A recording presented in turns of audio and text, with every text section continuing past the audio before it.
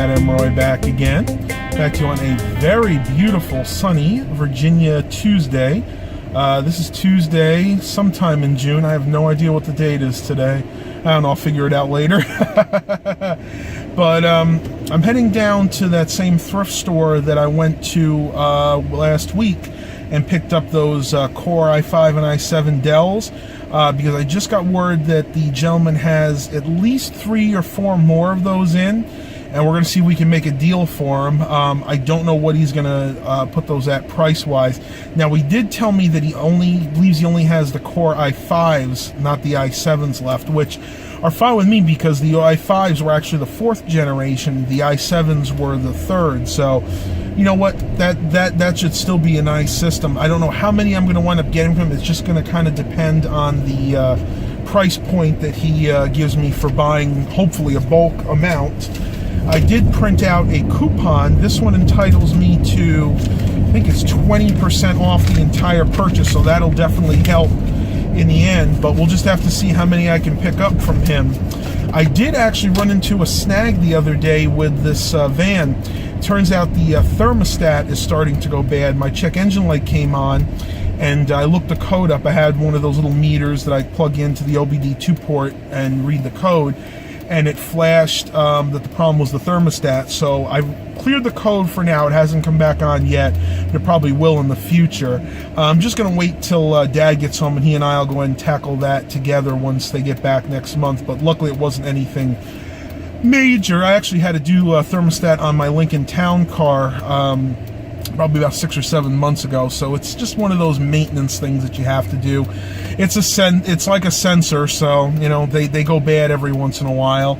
I'm gonna go ahead and grab a little something to eat real quick, and I will talk to you guys a little bit later. Hey tubers, check this out. I just came outside and we saw a mother with her little baby ducks. People been feeding the ducks fries, which is okay. They need to have a little nourishment. This is Matt's Wild Kingdom here. You want to be careful not to get too close because they can get aggressive.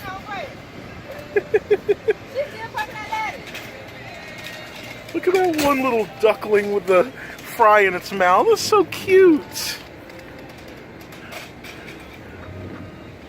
I think Mom's trying to get them all fed. Hello. Hello. They are so cute. They'll get pretty close. That's Matt's Wild Kingdom for today. Cuteness overload. Look how close these guys are getting. That's so cool. That was too cute. I had to share that with you guys.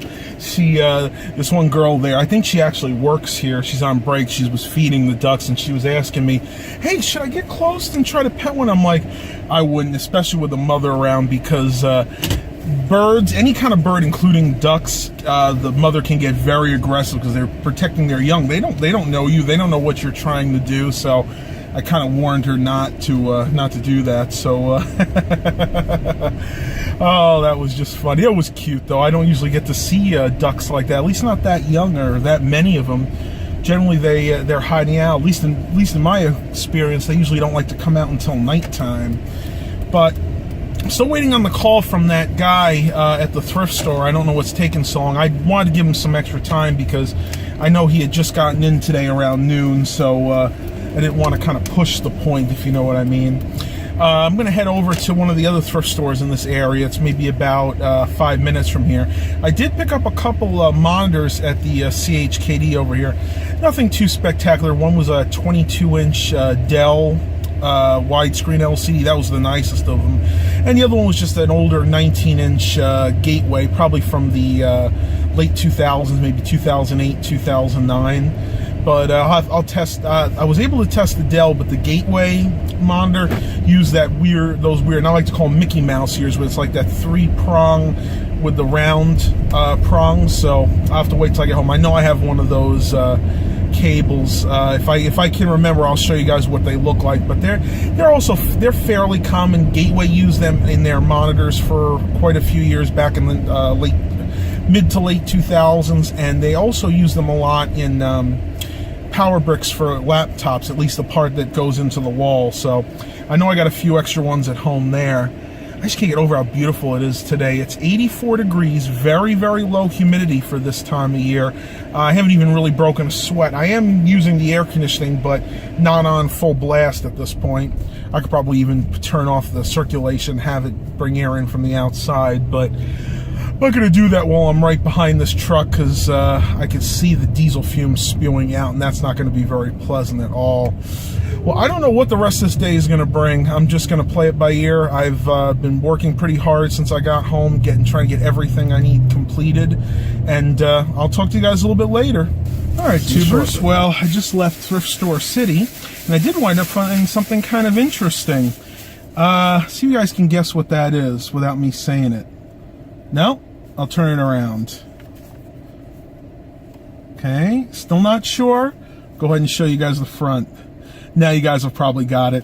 It is an external Apple SuperDrive. I don't necessarily need one right now. I believe these were sold originally for people that had stuff like MacBook Airs or the Mac Minis that were sold without optical drives. But I figured this would be nice to have just in case, heaven forbid, something happens to the internal drive on my iMac. I have an extra drive that I can just plug into one of the USB ports. And on top of that, I could plug it in right now, and I could actually have dual drives, so I could actually do DVD and CD copying from the main internal super drive to this one. And for the price of $8.98, I couldn't beat it. I just checked online. Newegg and eBay, these sell used for about $50 or $60, so not a bad score. There was nothing else in that thrift store, unfortunately. I'm actually really surprised because being Tuesday, usually this is when the day that they put all the stuff out, so maybe the guy's off today, and maybe they just don't have anything to put out. So I'm going to head over to the Lifeline thrift store, the bigger one. This is the main one. The satellite store is the one by my house, which had a couple of monitors. Picked those up the other day. They're just like 19-inch LCDs. I didn't show you guys because they were nothing special, but I'm going to head over there, and we'll see what the rest of the day brings, and I'll talk to you guys a little bit later. All right, tubers, so it's a little after 7 o'clock at night right now, and I'm heading back out to the thrift store. One more check. This will be number 3 time, the third time I've been there today, but that's okay. On a sale day, I usually go there 3, sometimes even 4 times. I want to talk a little bit about the live stream I did the other night and where I want to go with that in the future. I've given this a lot of thought over the last day or so, and I definitely want to scatter the types of live streams. I am going to attempt to do one every 2 weeks, and they'll be about 45 minutes to an hour long, depending on participation. And they're all going to be different subjects. Like the first one was, like I said, technical related questions. The next one, I'm going to do a cooking live stream. You guys can chime in and ask me any questions you want about cooking. And then I might just do one for the vintage cassette or elevator enthusiasts on my channel. You know, it just depends. You guys can put in the comments what you would like, and I'll go through those, and whatever the most people say they want to see, that's what I can do. I want to definitely make this a participation event.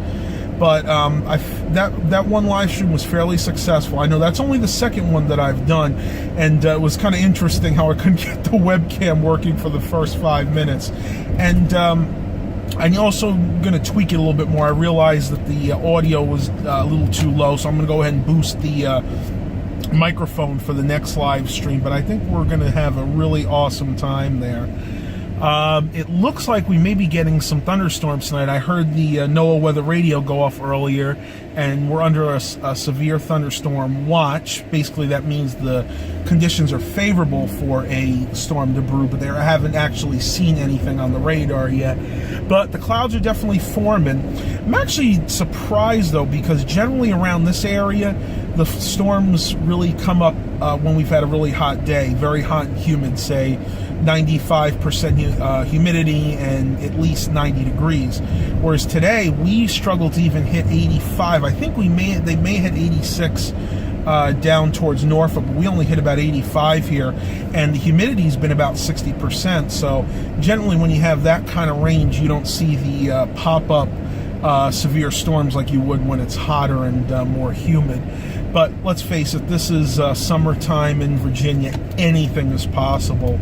I know I've said this before, but at least in this area, it definitely holds true. If you don't like the weather, wait 5 minutes, and it can always change. 5 minutes later, it'll be nice and sunny, and the 5 minutes before that, you'll have a severe thunderstorm. So when you live in this area, that is definitely one thing you have to worry about. And I can remember going down to Disney World years ago during the summer, so Orlando area in Florida, and it was very similar there. I remember we would go to the park around 9 in the morning, and then it would be all nice and sunny. Then towards noon, 1 o'clock, you'd see the clouds coming up. Probably around noon or 12:30, 1 o'clock, the storm would come. There'd be torrential downpours.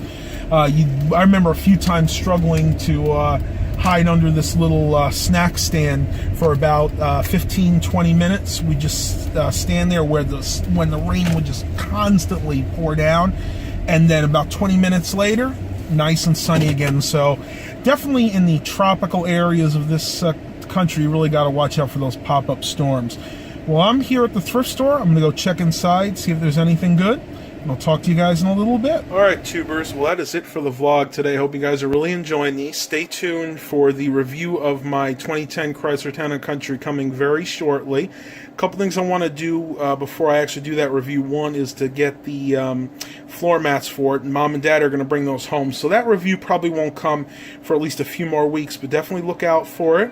Please remember to like and subscribe. And as always, have a blessed day, everybody.